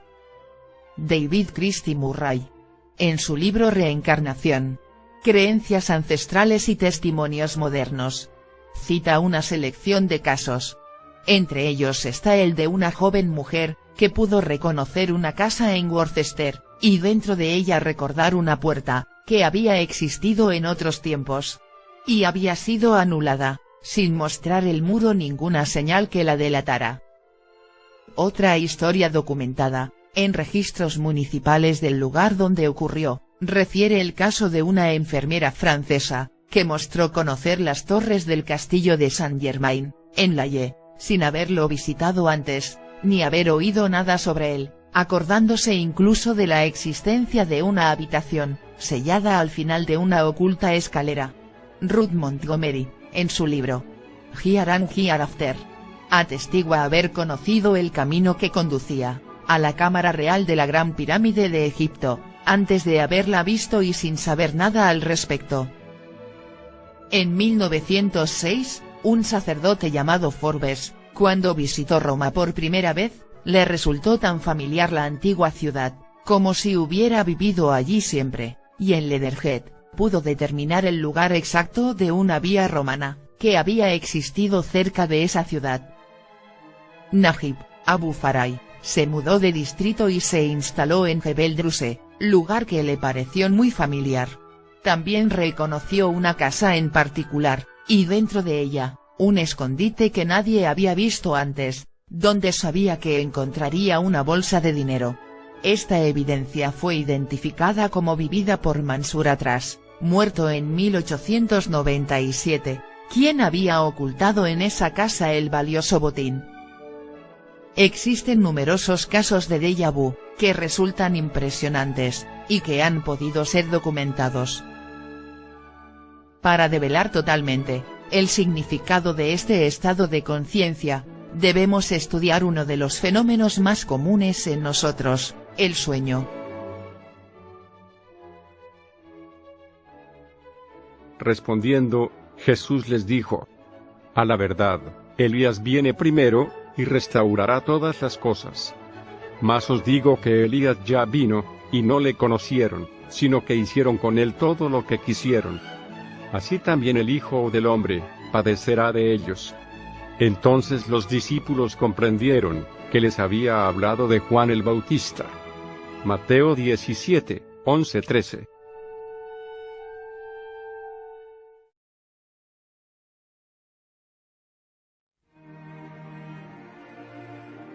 La vida onírica es, como ya Aristóteles lo dijo, la manera en que nuestra alma trabaja mientras dormimos. Se supone que la conciencia forma parte del cuerpo material. Sin embargo, en los sueños parece tener vida propia, y lograr con otro cuerpo, que no es el que está en reposo, desafiar todas las leyes de la física. Los sueños son uno de los fenómenos más misteriosos e incomprensibles, que aún no nos podemos explicar, y que nos llegan a sorprender y desconcertar. Soñamos cosas extrañas, como con lugares que no conocemos y que existen, con personas que no hemos conocido, y que ya han muerto, que podemos caminar sobre el agua, que hablamos otros idiomas correctamente, que volamos, que nos encontramos con nuestros seres queridos que han partido. Todas cosas imposibles en el mundo físico, pero que se hacen realidad en los sueños. Sentimos que a pesar que nuestros sueños puedan parecernos fantásticos o distorsionados, no siempre son arbitrarios, y que pueden tener un significado, principalmente cuando se relacionan con personas significativas o desconocidas, con nuestros deseos y temores, o con acontecimientos del pasado. El misterio de los sueños ha desvelado a muchos hombres de todos los tiempos, desde los antiguos magos que se empeñaban en dar explicaciones esotéricas, hasta a los más encumbrados científicos, como Sigmund Freud, o Carl Jung, que le asignaron valor terapéutico. Algunos personajes históricos célebres confesaron haber tenido sueños premonitorios, como Napoleón y Alejandro Magno. Todos los profetas recibieron mensajes celestiales y revelaciones divinas. Recordemos los casos de José y Daniel, en la Biblia. Y pensando él en esto, he aquí un ángel del Señor le apareció en sueños, y le dijo: José, hijo de David, no temas recibir a María tu mujer, porque lo que en ella es engendrado del Espíritu Santo es. Mateo 1, 20. El nacimiento de Jesús, y la huida a Egipto, fueron comunicados a José y María, a través del sueño. Algunos científicos, como el químico alemán Friedrich August Kekulé von Stragnitz, descubrió a través de un sueño, la primera molécula orgánica de estructura anular, es decir, la molécula elemental del benceno.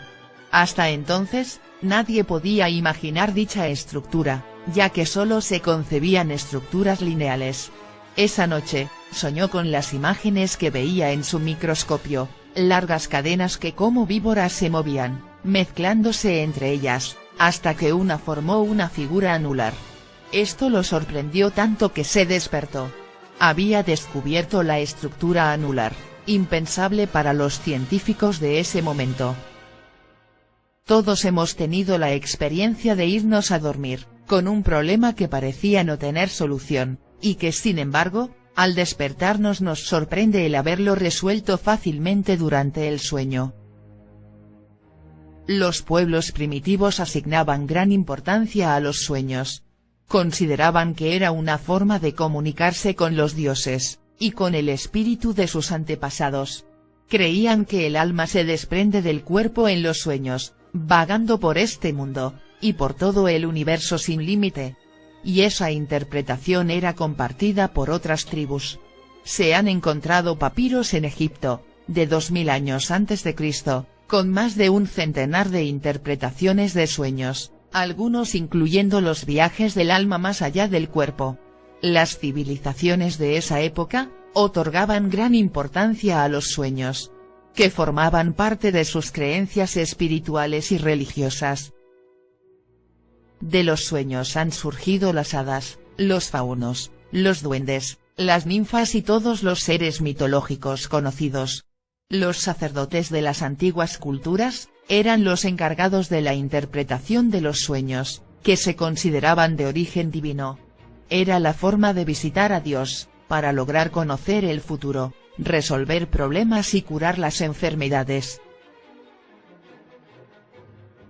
Más allá de lo orgánico, hay un espacio sin espacio, un lugar que no es lugar, un centro, donde todo está unido, y donde existen todas las posibilidades, y están todos los conocimientos de todos los tiempos, sin orden cronológico, porque en esta dimensión, el tiempo no existe.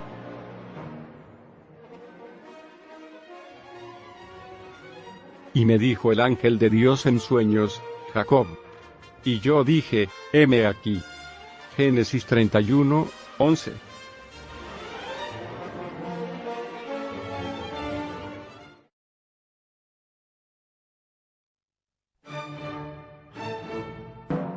Los sueños, son comúnmente llamados viajes astrales, ya sean estos últimos conscientes o inconscientes.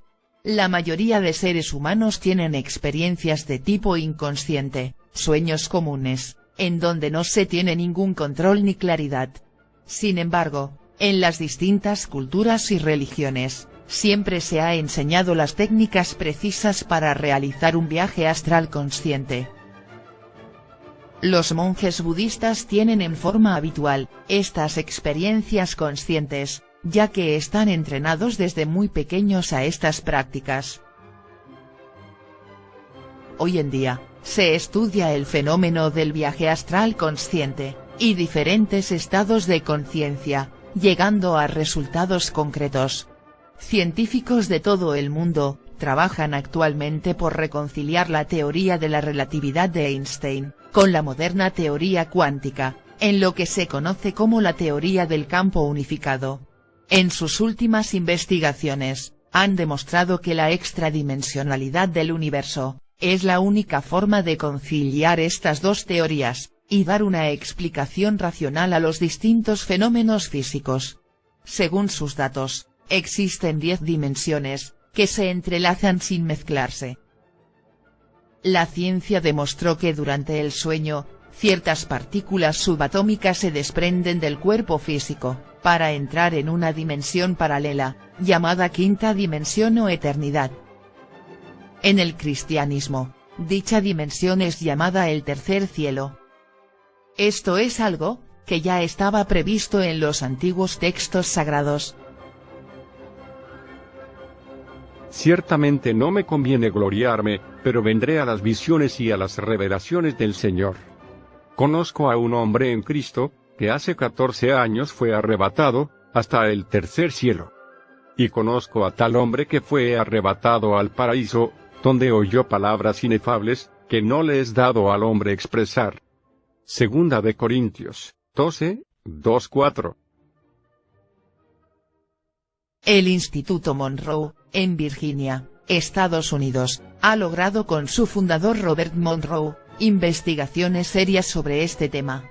En Brasil, Waldo Vieira, creó el Centro de Altos Estudios sobre Concienciología, para el análisis científico del viaje astral, y otros estados de conciencia.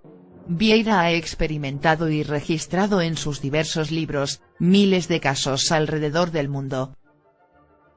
En la Biblia, son incontables las narraciones vinculadas con este tema. Vemos cómo Dios, y distintos seres divinales, utilizan el sueño para entablar comunicación con santos, siervos, sacerdotes, profetas, apóstoles, etc. Los mayas y egipcios utilizaban el viaje astral consciente, para investigar el universo y el futuro. Resulta evidente el desarrollo científico y espiritual de estas civilizaciones. En un sueño común, proyectamos nuestros deseos y fantasías. Los recuerdos son vagos y borrosos, muchas veces sin coherencia alguna. Sin embargo, el viaje astral consciente nos permite abandonar con plena lucidez el cuerpo físico, con la posibilidad de trasladarnos, con nuestra alma o principio astral, a cualquier lugar y tiempo del universo. Mientras nuestro cuerpo físico descansa, entramos en otra dimensión. Allí no existe el tiempo, ni el espacio, ni la gravedad. La naturaleza molecular permite que traspasemos paredes o cambiemos de forma. El ingreso a la quinta dimensión es tan natural como la respiración. El alma o principio astral está conectado con nuestro cuerpo físico, a través de un conducto energético, llamado el hilo de la vida, lo que le permite alejarse hasta el infinito, sin desconectarse del cuerpo físico. Esto siempre nos sucede, sin embargo, nunca nos hemos dado cuenta de ello. Por esta razón, no tenemos voluntad de movernos libremente en esta dimensión, en cambio, lo único que hacemos es proyectar nuestros recuerdos y deseos insatisfechos. Al ingresar conscientemente a la quinta dimensión, tenemos la posibilidad de ver a personas vivas y difuntas. También podemos recibir la ayuda espiritual de ángeles, arcángeles y demás jerarquías divinas. Tenemos la oportunidad de comunicarnos con Dios. Allí podemos investigar la historia real de la humanidad. Podemos visitar templos de sabiduría, y recibir instrucciones para nuestro avance espiritual. Cuando termina el sueño, el principio astral se reincorpora en nuestro organismo físico, trayendo consigo los recuerdos de la experiencia. Resulta interesante entrar conscientemente. De esta forma, tenemos voluntad de movernos libremente en esta dimensión. A diferencia de un sueño común o inconsciente, esta técnica nos permite recibir la guía directa de Dios. Este estado está acompañado de un sentimiento de bienestar y de unidad con todo lo que se encuentra alrededor.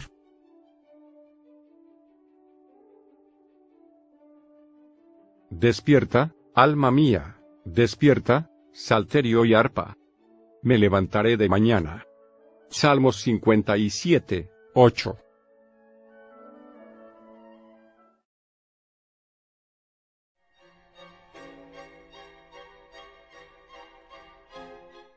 Existen varias técnicas para realizar un viaje astral consciente, en este video nombraremos algunas.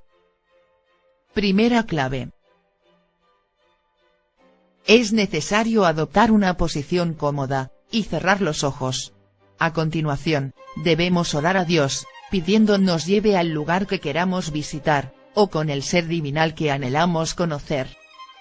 Debemos adormecernos, concentrados en los latidos del corazón. Es necesario vigilar nuestro sueño, revisando cuidadosamente cualquier fenómeno que resulte en este proceso. Cuando sintamos nuestro cuerpo muy pesado, cuando veamos imágenes ensoñativas, cuando sintamos un silbido en nuestros oídos, debemos levantarnos de nuestra cama, conservando el adormecimiento, y a continuación, dar un salto con la intención de flotar.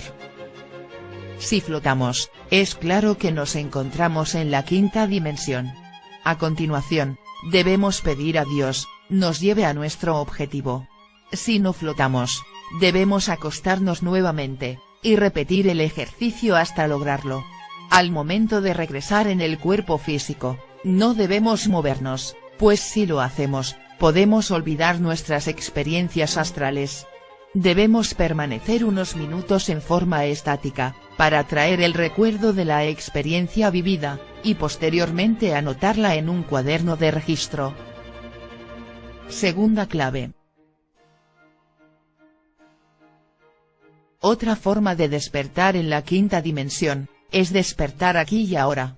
Todos nosotros soñamos de día y de noche, sin que lo notemos.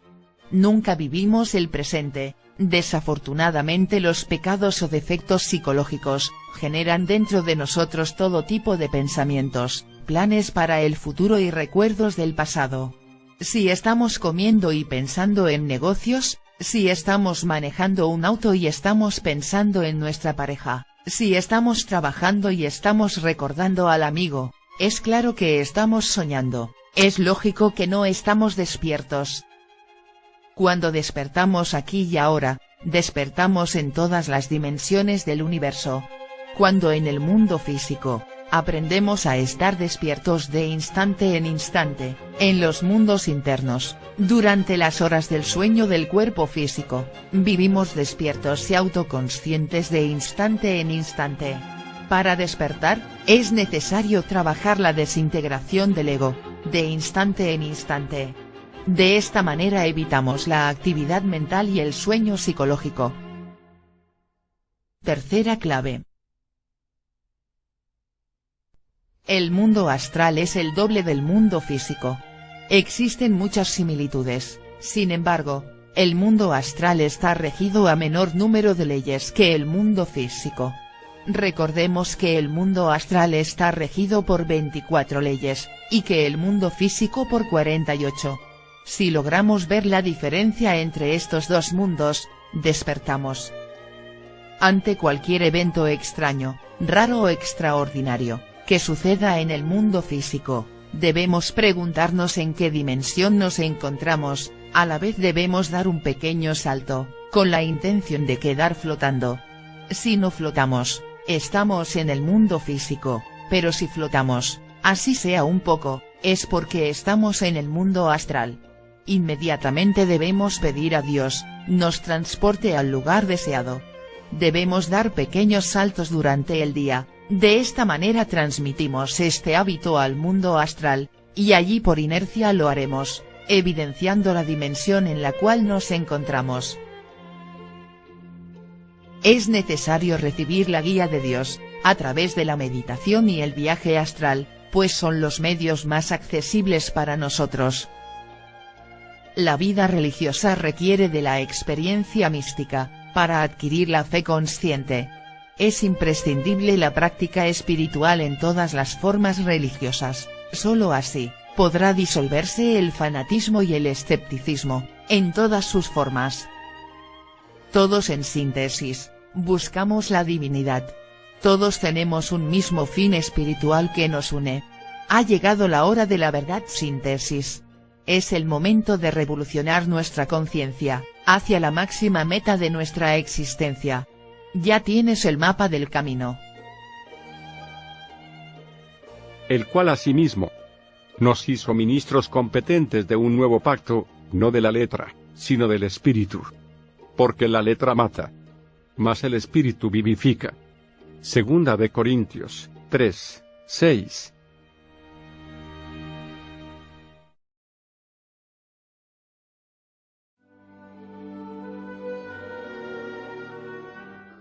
Yo les voy a decir esto, que yo soy, como todo el mundo lo sabe, que soy un analfabeta, pero me preocupé mucho desde el comienzo a ir conociendo estas diferentes enseñanzas que nos da el maestro, a comprobarlas, si era cierto o no era cierto, porque tenía mis dudas, y la verdad es que descubrí que nosotros tenemos todas las posibilidades de escalar y liberarnos también. ¿Por qué? Pero practicando, no dejando nada más la teoría, porque la teoría no sirve para nada. No nos gusta engañar a nadie. Yo quiero y he hecho esfuerzos grandísimos y estoy haciéndolos y los haré porque cada uno haga conciencia de lo que es este conocimiento, esta ciencia. Libros recomendados. Venerable Maestro, Samael Aun Weor. Si hay infierno, si hay diablo, si hay karma. Psicología revolucionaria. Las tres montañas. El misterio del áureo florecer. La gran rebelión. Venerable Maestro, Ravolú. El águila rebelde. Ciencia gnóstica. Síntesis de las tres montañas. Hercolubus o planeta rojo. Orientando al discípulo.